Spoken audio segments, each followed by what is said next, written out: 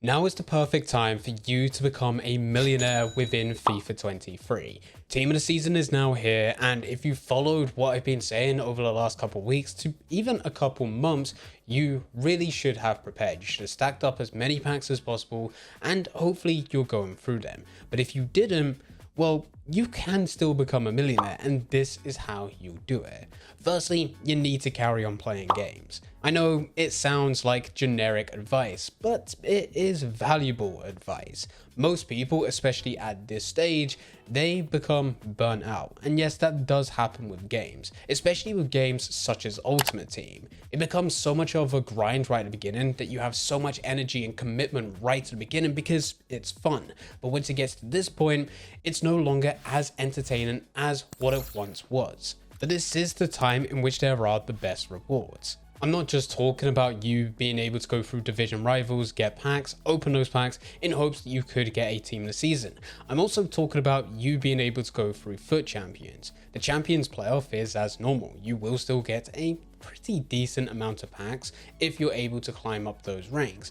But with FUT champions, you're able to get a team of the season player pick, guaranteeing you the chances to get someone good. And yes, of course, these are untradeable, but you need to remember, if you are able to get someone of substantial value or even someone that is useful within your team, it does save you from needing to actually need to buy into them, which will save you coins. Not to mention that because we are talking about team of the season, EA does tend to be more generous now as it is coming towards the end of the year compared to any other time within game. So you may find that the pack weight is slightly better. Now, of course, that doesn't really make too much of a difference in terms of your guaranteed player picks, which will give you a guaranteed team of the season.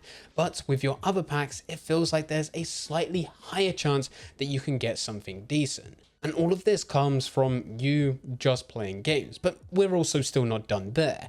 You need to be strategic. It is good for you to go through division rivals, the Champions Playoff, and the FUT Champions Final because of the point that was just made. But there's also a lot of good rewards in terms of going through your objectives. And your objectives may require you to go into different game modes and complete different challenges.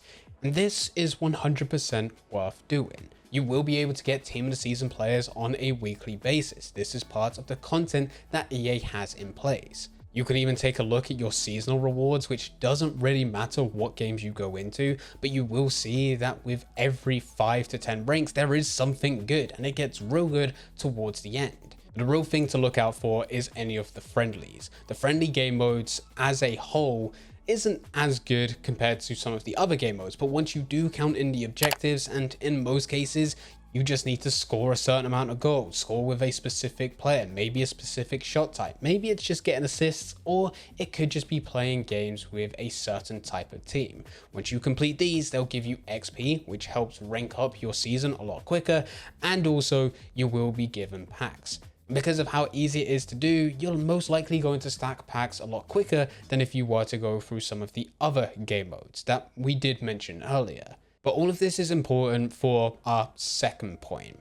Yes, you need to open packs in order for you to have a chance for a team of the season player, but it is also needed for longevity. During this time, as most people probably figured out whilst trying to prepare for team of the season, is that it becomes very easy right at the beginning to stack packs, but all of a sudden you have no players within your account because you've used them all on SBCs, and you haven't really got a source for them anymore because the source would be from you being able to play games, get packs, open those packs, and use those players, but you're saving those packs for team of the season as well. This becomes somewhat of a drought as you lose the source of players which were funding absolutely everything. But now that team of the season is here, it's likely that you started to open those packs, which is giving you loads of fodder to use. The important thing now is to go and use all of those players and recycle them back into SBCs. But the reason that you do need to go and keep on playing those games is because at some point, when you keep on doing this on a weekly basis and for how long team of the season goes on for, eventually you're going to run out of players. It's just inevitable. Let's say hypothetically you were able to save 100 packs before team of the season. By the time you've opened them and then gone through every single player ready to recycle them back into SBCs, it's likely that you've got substantially less. But for example's sake, let's just say you have 80. This will keep on going down every single time. With each team of the season that follows, you'll have less and less and less, reducing your chances of getting something good. And of course, you do have the option just to not do this, but it does work out better for you to keep on recycling players. You just need to make sure that you do have new players coming in as well as recycling on top. That will increase your chances massively. Another good way to do this instead of just playing games is also to buy the players that you need. Right now, they are considerably cheaper compared to what they used to be, even those which are your 83s, 84s, 85s, those which really have no use in terms of playing games, but do have a use with SBCs. You can use them for their ratings, and you're able to get them relatively cheap. Much cheaper compared to other times throughout the year, which does also open up the opportunity for another way in which you can become a millionaire. This is through trading.